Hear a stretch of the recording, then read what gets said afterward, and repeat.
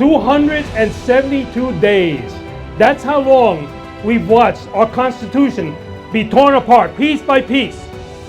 We've seen the guardrails of our democracy, built by generations of Americans from both parties, shattered by a reckless few who worship power over people.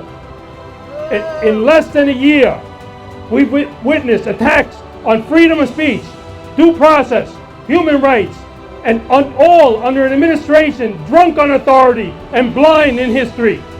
We are the true Americans, and from this place on Long Island, joined by millions across the nation, we declare in one voice, we have no kings here.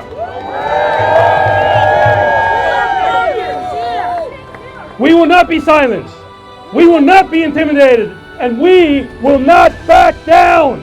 This moment, it belongs to all of us. Latino, black, white, Asian, indigenous, gay, straight, trans, disabled, non-disabled. We are not here to beg for our rights. We are here to claim them. We are the workers. We are the dreamers. We are the soul of this country. And from Brentwood to Brooklyn, from Los Angeles to DC, we send a message that will echo across this nation. This is not a dictatorship. This is still a democracy, and we are taking it back.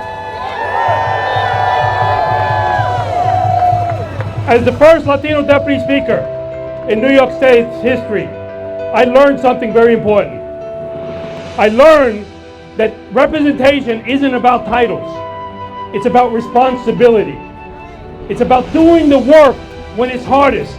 It's about standing up when others sit down. That's why I fight in Albany every single day, to stop the floodgates of hate that threaten to drown our communities. That is why I'm calling on my colleagues, all my colleagues at the state level, to pass the New York for All Act.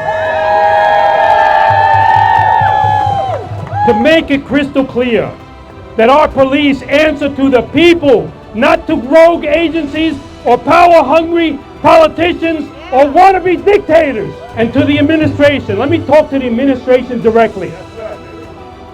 You may have tanks, you may have tear gas, you might have propaganda, you might have the National Guard, but we have the truth. We have the law, and most importantly, we have the people. No American should have to prove their right to exist on their own streets. But today, as I look out amongst all of you, when I see the sea of people here, it fills my heart with hope. Because of you, because of the silent heroes of America are rising again. Dinner tables are turning into organizational hubs. Zoom calls are turning into calls to action. Neighbors are turning into allies when we march just as we did generations before us.